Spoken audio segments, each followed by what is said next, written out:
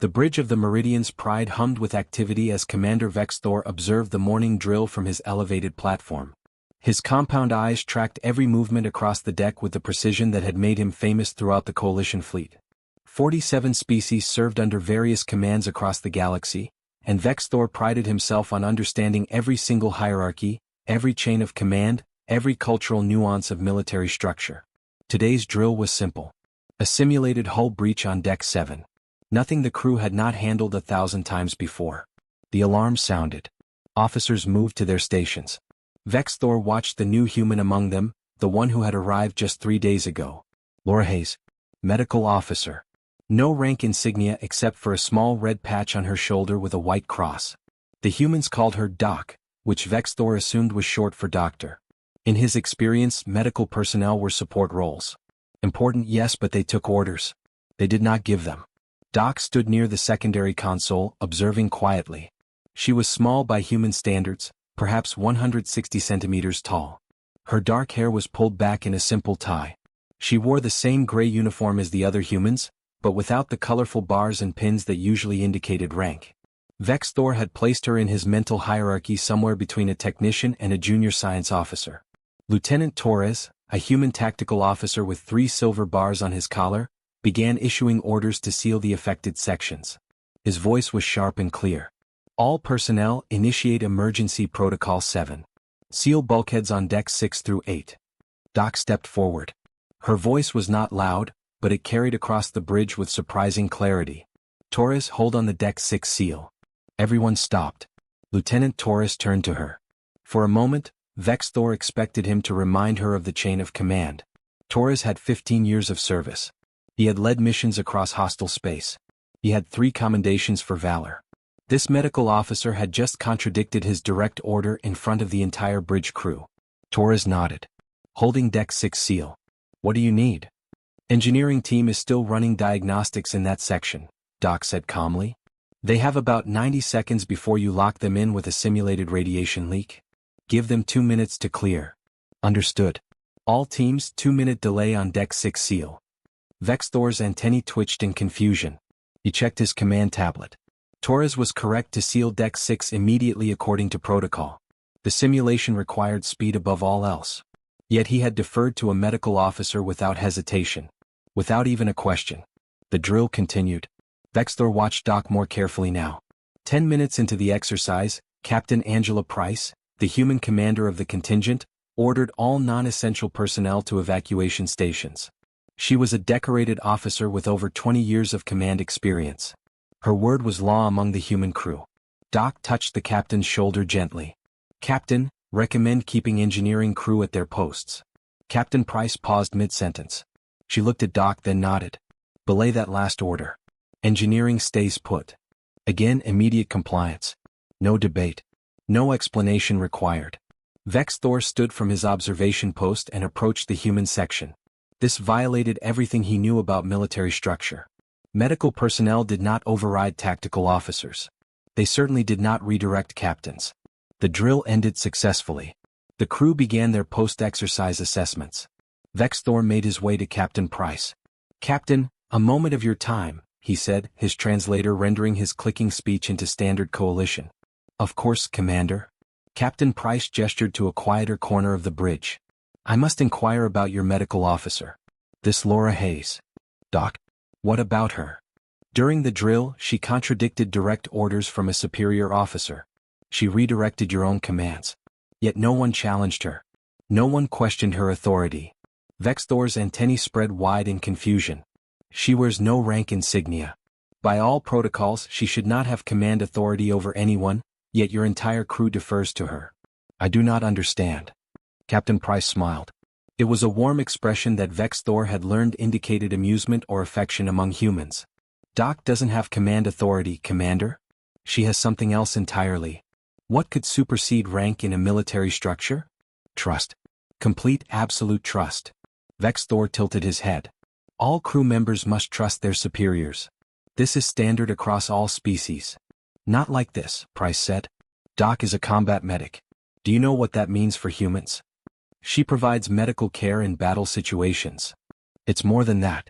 When a human soldier is wounded, bleeding, terrified, there's only one person they want to see. Document. Not their captain. Not their friends. Document. Because Doc's only job is to keep them alive. No other priorities. No tactical considerations. No mission objectives. Just keeping them breathing. Vexthor processed this. But this was not a medical situation. This was a tactical drill. Doesn't matter.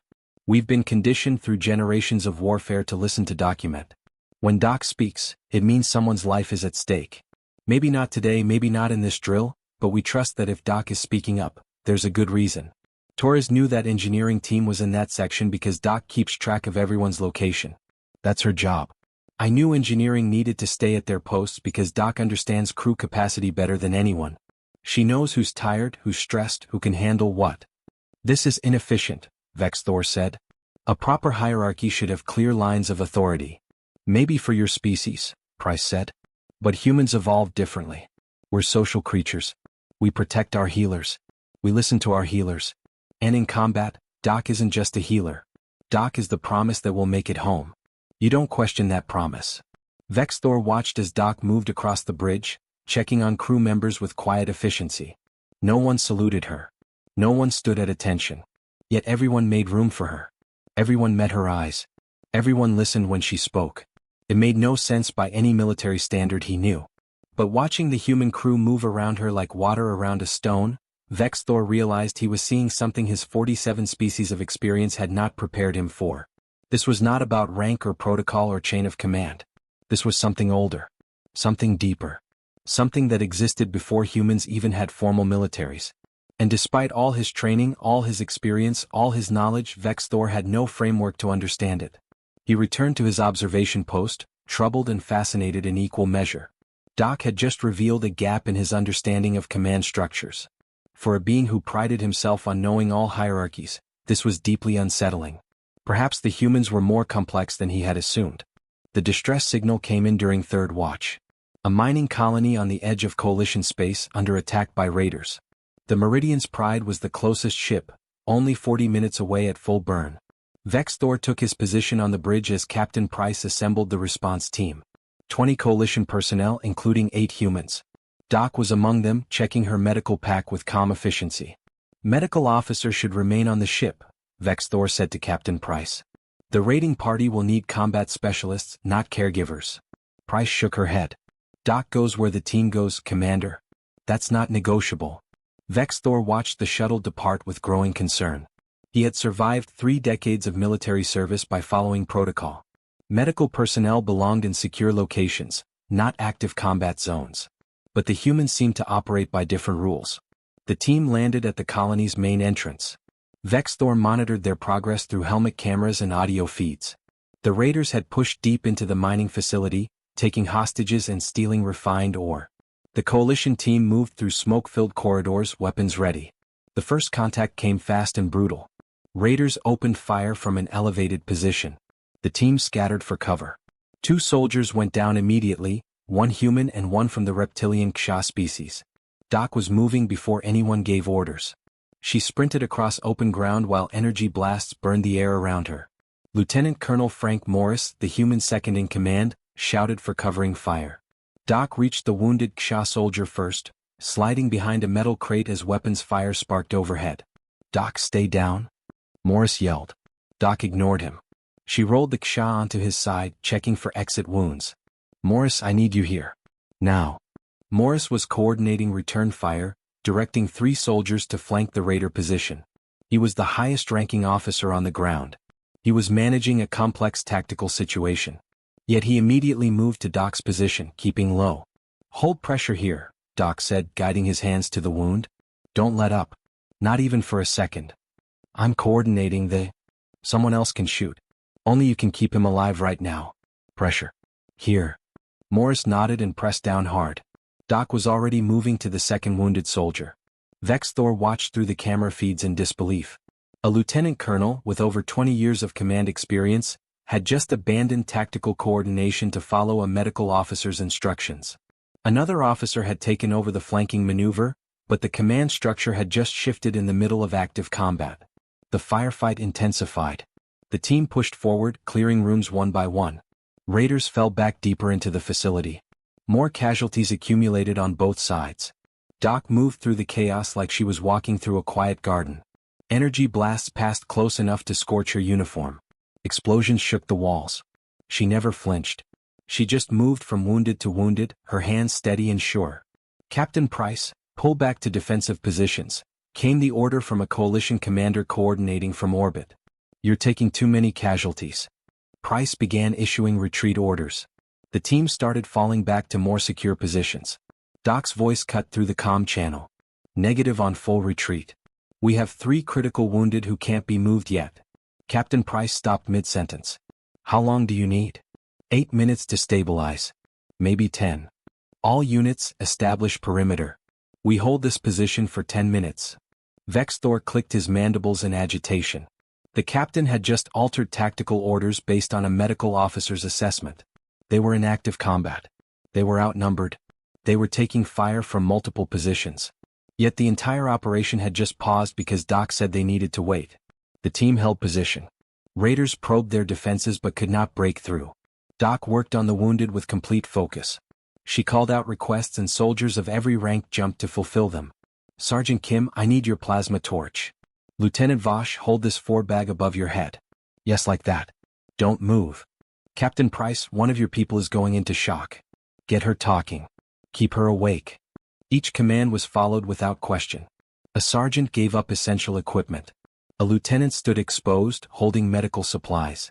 A captain became a bedside companion. The hierarchy had not just inverted, it had dissolved completely. Doc was not giving military orders.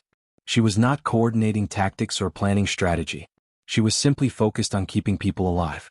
Yet somehow, that focus became the center around which everything else revolved. 9 minutes passed. Doc stood up, blood covering her gloves and uniform. We're good.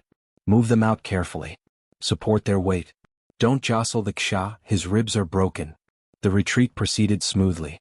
The team carried their wounded back to the shuttle. Raiders did not pursue, seemingly content to let them go. On the shuttle ride back, Vexthor observed through the camera feeds. Doc was checking each wounded soldier again, adjusting bandages, monitoring vital signs. Lieutenant Colonel Morris sat nearby, still wearing field dressings where shrapnel had cut his arm during the fighting. You did good work back there, Doc, Morris said quietly. You too. That pressure hold saved Kvesh's life. You pulled me off tactical coordination in the middle of a firefight. I know. I didn't even think twice about it. Doc smiled slightly. That's the point. Vexthor replayed the battle footage 3 times after the team returned. He analyzed every moment where Doc had redirected orders, every instance where higher-ranked officers had deferred to her judgment. By every tactical standard he knew, the mission should have failed. The command structure had fallen apart.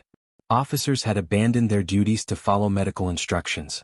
The entire operation had paused in the middle of combat because one person said they needed more time. Yet everyone had survived.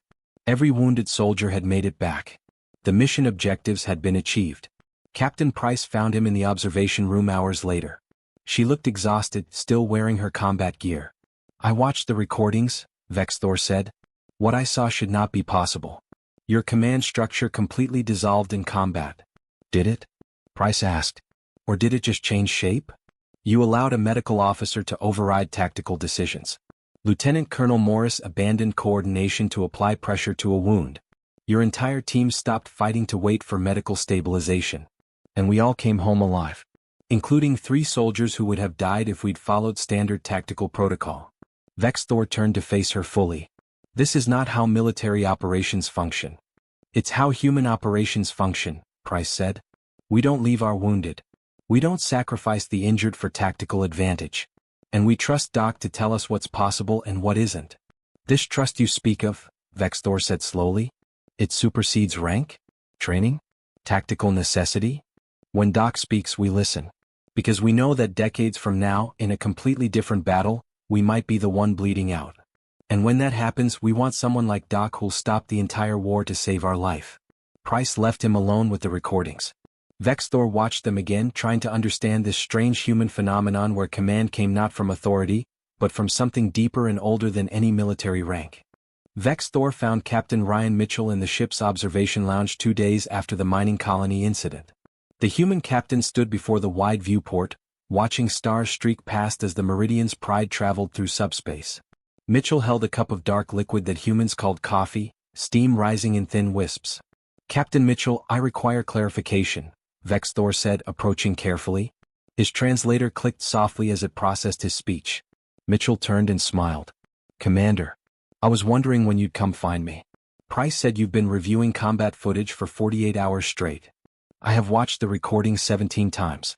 I still cannot reconcile what I observed with any known military doctrine. Let me guess.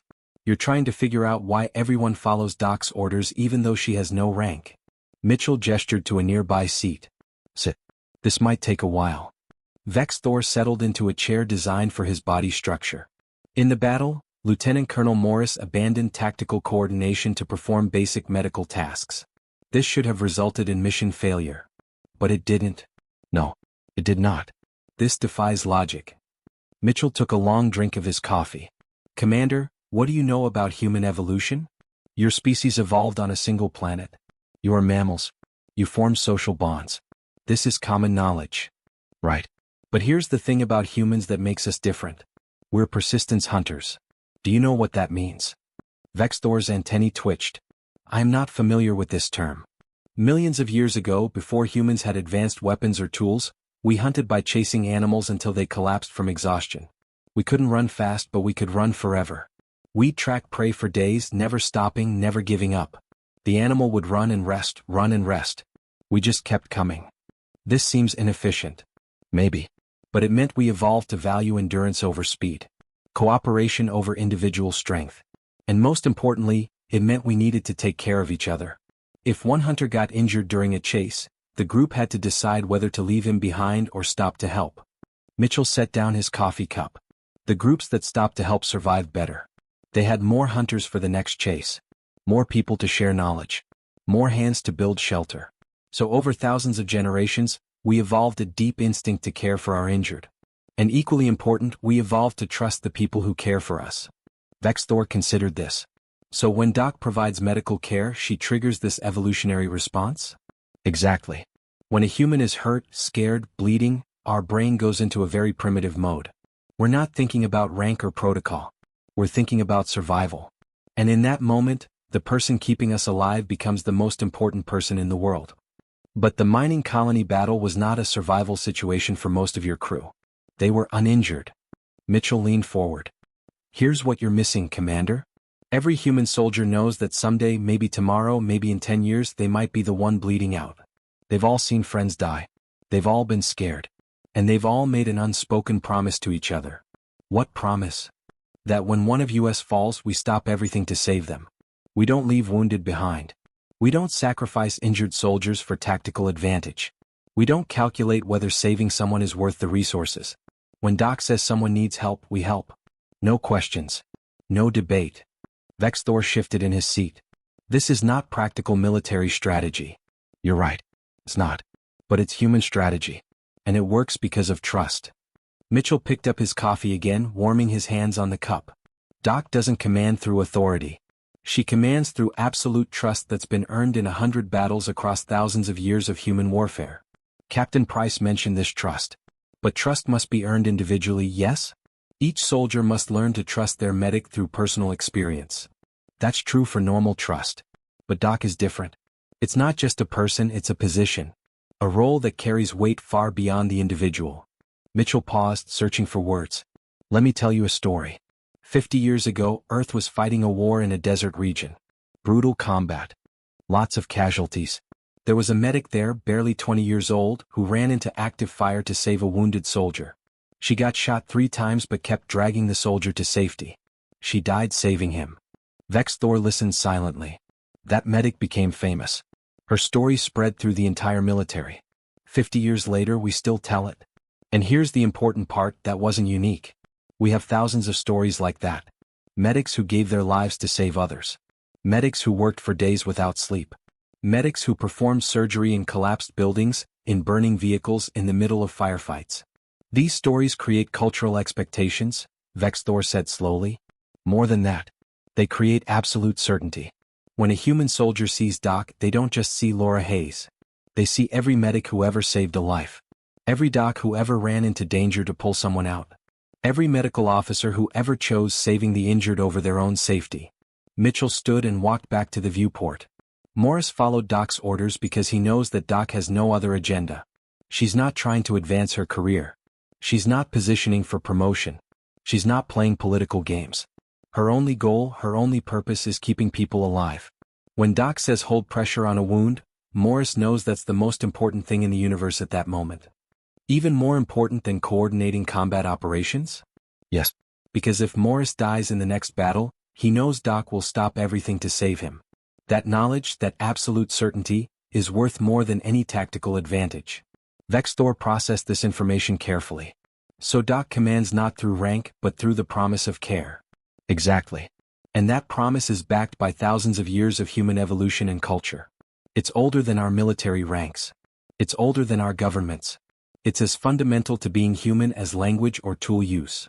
This is why Captain Price became angry when I suggested Doc should remain on the ship during combat.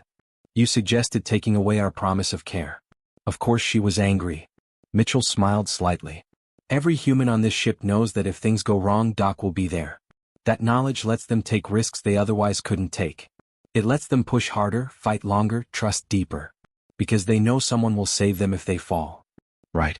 And that someone doesn't care about rank or mission objectives or tactical considerations. Doc just cares about bringing them home alive. Vexthor stood, his legs clicking against the floor. I believe I am beginning to understand. This is not about military hierarchy. This is about something deeper in human psychology. Now you're getting it, Mitchell said. Doc isn't part of our command structure. Doc is something else entirely. Something that exists outside of ranks and protocols. When Doc speaks, it's not an order from a superior officer. It's a voice of absolute certainty in a chaotic universe, telling us what we need to do to survive. And humans have evolved to follow that voice without question. Without hesitation, Mitchell corrected. There's a difference. Vexthor looked out at the stars, his compound eyes processing the view in ways human eyes never could. 447 species, he understood military hierarchy. But this was not hierarchy. This was something his experience had never prepared him for. Thank you, Captain. This has been enlightening. Anytime, Commander.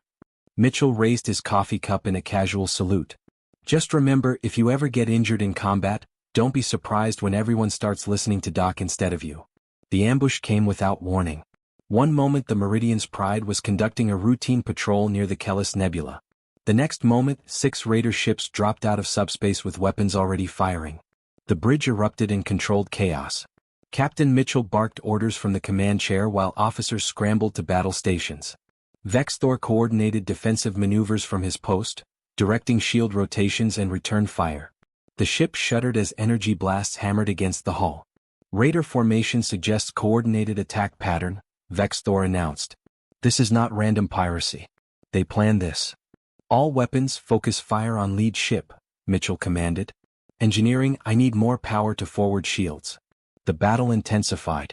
2 more Raider vessels appeared, surrounding the Meridian's Pride in a loose sphere formation.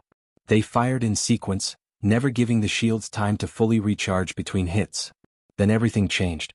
A plasma bolt punched through the weakened forward shields and struck the bridge directly. The explosion threw crew members across the deck. Consoles erupted in sparks and smoke. Emergency alarms screamed through the air. Vexthor pulled himself up from where the blast had knocked him down. His vision cleared slowly. Through the smoke, he saw Captain Mitchell slumped in the command chair, blood running down his face.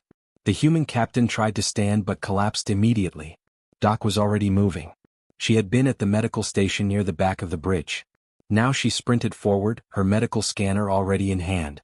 Mitchell's down, someone shouted. Captain is down.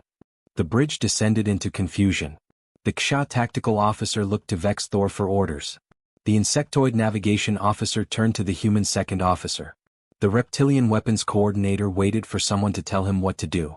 Each species had different protocols for succession of command. The command structure fractured along species lines in an instant.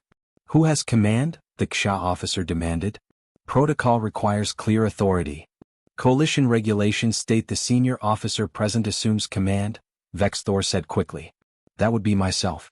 All officers report status. But half the bridge crew was human and they were looking at Doc, not at Vexthor. The other species watched this division with growing alarm.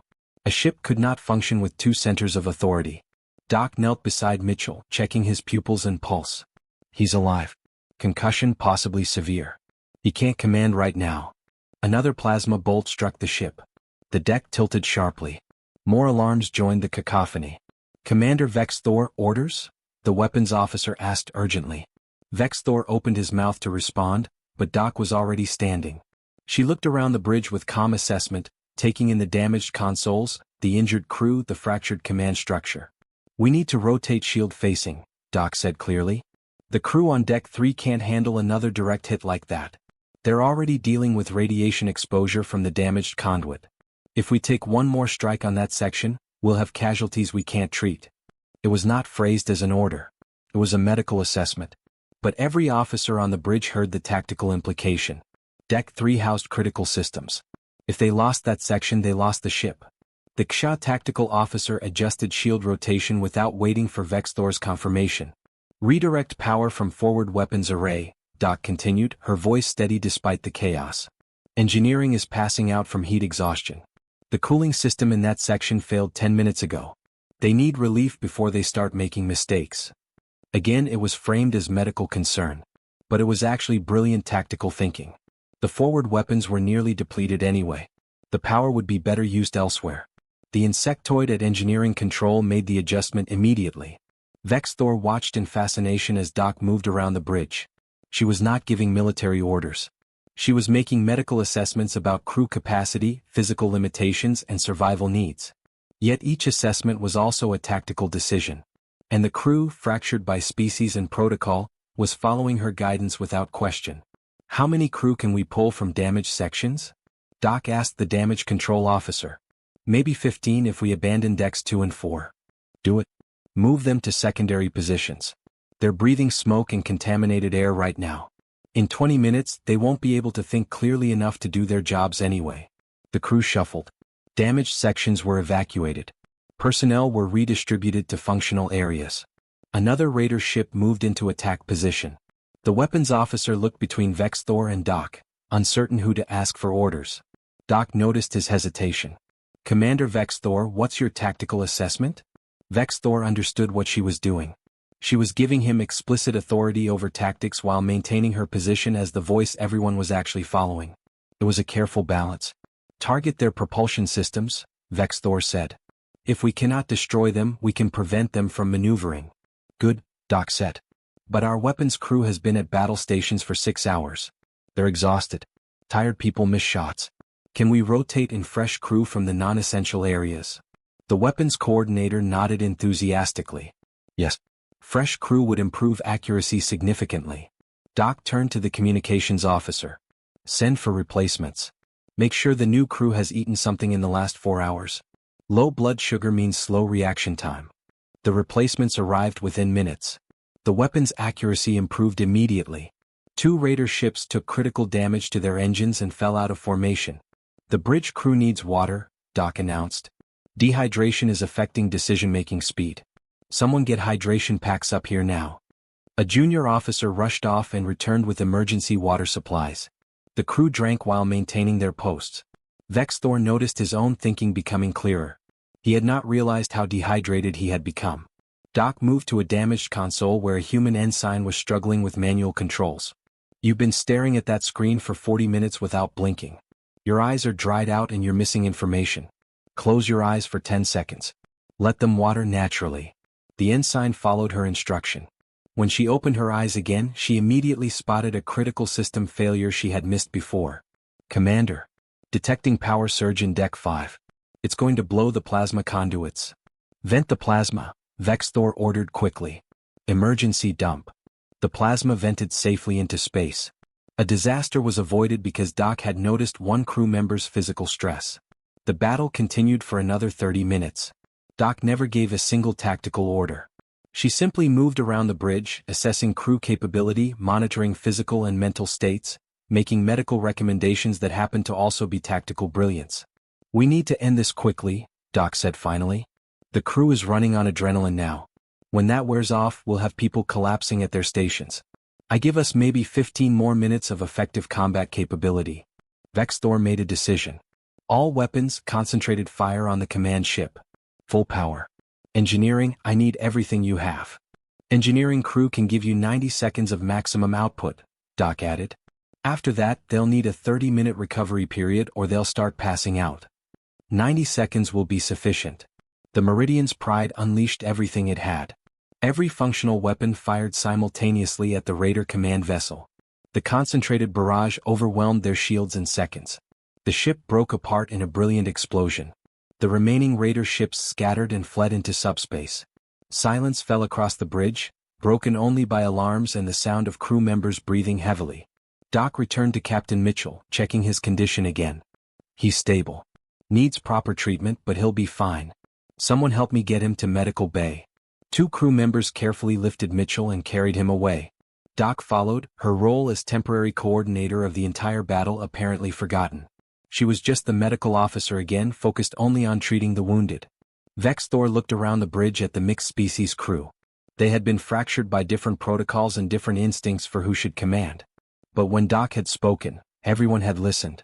Not because she claimed authority, but because she had framed everything in terms of survival and crew welfare.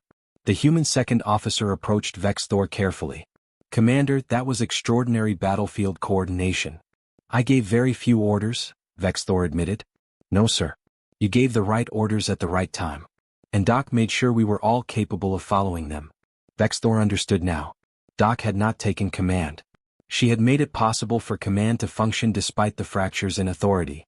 She had been the bridge between species and protocols, speaking a language everyone understood, the language of survival and care. 3 weeks after the Raider ambush, Captain Mitchell returned to full duty. His recovery had been quick, though Doc insisted he take an extra week of rest. Mitchell had argued. Doc had simply looked at him with that calm, steady gaze that every crew member recognized. Mitchell took the extra week. Vexthor found himself observing Doc more carefully in the days that followed. She moved through the ship with quiet efficiency, checking on crew members, reviewing medical logs, maintaining her equipment. She never raised her voice. She never demanded attention. Yet wherever she went, conversations paused. People made room. Eyes followed. The communication came on a Tuesday morning, ship time. A request from the Coalition Central Command, directed specifically to Commander Vexthor. He read it twice, then requested a meeting with Captain Mitchell. They met in Mitchell's ready room, a small office adjacent to the bridge. Mitchell poured 2 cups of coffee, though Vexthor could not drink it. The human captain had learned this gesture was appreciated anyway. Central Command wants to borrow Doc, Vexthor said without preamble. 3 other Coalition ships have requested human medical officers for their crews. Mitchell smiled. Let me guess. They don't just want medical expertise. They want the stability. The official request mentions improving crew cohesion across species lines. But yes, the underlying message is clear. They observed what happened during our ambush. They want that same effect on their ships. What did you tell them? I have not responded yet. I wanted to understand something first. Vexthor shifted in his chair, his antennae moving thoughtfully. The other ships do not have human crews. They are requesting human medics for non-human personnel. Will it work the same way? Mitchell considered this carefully. That's a good question. The trust we have with Doc is built on shared culture and evolution. But I think it might work anyway, just differently. How so? Other species will see how humans react to document. They'll see experienced officers deferring to medical judgment. They'll see soldiers following Doc's guidance without question. And they'll wonder why. That curiosity becomes respect. That respect becomes trust. Vexthor clicked his mandibles thoughtfully. You believe the human example will transfer to other species. I think beings from any species understand the concept of someone who's completely dedicated to keeping them alive. That's universal. The details might be different, but the core idea translates. A week later, Doc received her temporary reassignment orders. She was to spend 3 months aboard the Coalition vessel Starhaven's Grace, a ship with no human crew. Just Doc, surrounded by 7 different species she had never worked with before. Vexthor accompanied her to the shuttle bay. Doc carried a single bag, her medical kit, and the same calm expression she always wore. Are you concerned? Vexthor asked as they walked. About what? You will be alone among species who do not share human evolutionary history. They may not respond to you the same way. Doc smiled slightly. Commander, I've been doing this job for 12 years. Humans, aliens, doesn't matter. Injured is injured. Scared is scared. And everyone understands someone who's trying to help them. The crew of Starhaven's Grace may not defer to your guidance as our crew does. Then I'll earn it. Same way I earned it with every human crew I've ever served with. I'll show up, I'll do my job, and I'll prove that when I speak, it's because I have something worth saying. She boarded the shuttle without ceremony. Vexthor watched it depart, wondering if his assessment had been correct. Perhaps the human phenomenon of Doc could not transfer to other species after all. 2 months passed. Reports filtered back from Starhaven's Grace. At first, the crew had treated Doc as a standard medical officer. Competent but unremarkable. Then there had been an incident during a rescue operation. A cargo hauler had lost containment on a dangerous chemical. Multiple crew members were exposed. Doc had worked for 18 hours straight, moving between patients, coordinating treatment, managing the medical crisis with absolute focus. When the ship's captain had tried to send her to rest, she had simply said, "I'll rest when everyone's stable." The captain had not argued. After that, something shifted.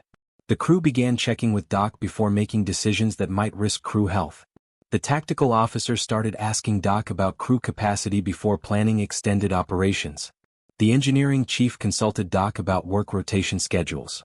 Vexthor read these reports with growing understanding. It was happening exactly as Mitchell had predicted. The trust was transferring, not through shared evolution, but through demonstrated dedication. 3 months later, Doc returned to the Meridian's Pride. Vexthor was surprised to see a small delegation from Starhaven's Grace had accompanied her. The ship's captain, a tall being from a species Vexthor did not immediately recognize, requested a meeting. "We wish to formally request that Medical Officer Hayes be permanently assigned to our vessel," the captain said. "Our crew efficiency has improved 14%. Injury recovery times have decreased. Most significantly, crew cohesion across species lines has strengthened considerably. Doc has duties aboard this vessel," Mitchell said carefully. "We understand. But what she has brought to our ship is unprecedented. My tactical officer, a being with 30 years of military experience, told me last week that he now checks with Doc before finalizing any combat plan. Not because regulations require it, but because he trusts her assessment of what the crew can handle." Vexthor spoke up. "Your tactical officer is not human. He does not share the evolutionary response that human crews have to medical personnel." "No," the captain agreed. "But he understands competence. He understands dedication. And he understands that when Doc says something, it is because she has carefully considered the welfare of everyone involved. That kind of certainty is valuable beyond measure." The request was eventually denied. Doc remained with the Meridian's Pride. But the requests kept coming. More ships wanted human medics. More commanders asked about the phenomenon they had observed. 6 months after the ambush, Vexthor was approached by a newly assigned junior officer, a young member of the insectoid species. The officer was reviewing crew protocols and had questions about the command structure. "Commander, I am confused about Medical Officer Hayes. She has no rank insignia. Yet I observe senior officers following her guidance. Where does she fit in the hierarchy?" Vexthor paused his work. He thought about his first observations of Document. His confusion during the drill. His disbelief during the mining colony battle. His growing understanding during Mitchell's explanation. His awe during the ambush when Doc had held a fractured crew together through nothing but concern for their welfare. "Doc does not fit in the hierarchy," Vexthor said finally. "That is not a failure of our system. That is an intentional feature of how humans operate. I do not understand. You will in time. But let me offer you guidance now that will serve you well. When Doc speaks, everyone listens. That is not about rank. That is not about protocol. That is about something deeper than any military structure I have encountered in 47 species." "What is it about then?" Vexthor considered his words carefully. "It is about absolute trust earned through the promise of care. It is about knowing that one being on this ship cares only about keeping you alive, with no other agenda, no other priority, no other concern. Humans built this into their military culture over thousands of years. We are privileged to serve alongside an example of it." The young officer processed this. "So I should follow her guidance even though she has no formal authority over me?" "You should follow her guidance because she has something more powerful than formal authority. She has the trust of everyone who understands what she represents." The junior officer left, still looking somewhat confused. Vexthor did not mind. Understanding Doc was not something that could be taught. It had to be experienced. That evening, Vex Thor found Doc in the medical bay, reviewing supply inventories. She looked up when he entered. "Commander, do you need something? I wanted to inform you that Starhaven's Grace requested your permanent transfer. The request was denied, but I thought you should know." Doc nodded. "They're a good crew. I'm glad I could help them. They did not just want your medical expertise. They wanted what you represent." "I represent a medical officer doing her job." "No," Vex Thor said firmly. "You represent something more significant. You represent trust that transcends rank and species. You represent the promise that someone will care for them when everything falls apart. That is not common. That is not standard. That is precious." Doc set down her datapad. "Commander, I appreciate that. But I'm just trying to keep people alive. That's all I've ever tried to do." "Yes. And that singular focus is exactly why everyone listens when you speak." Vex Thor left the medical bay with a sense of completion. He finally understood what he had been observing all these months. Doc was not an anomaly in the command structure. Doc was a reminder that some things were more fundamental than rank, more powerful than protocol, more essential than any hierarchy. She was the promise that in the chaos of war and danger, someone would fight to bring you home. That promise commanded respect no rank insignia could ever match. And now Vex Thor, who had spent 3 decades studying command structures across dozens of species, understood that sometimes the most powerful authority was the authority to care.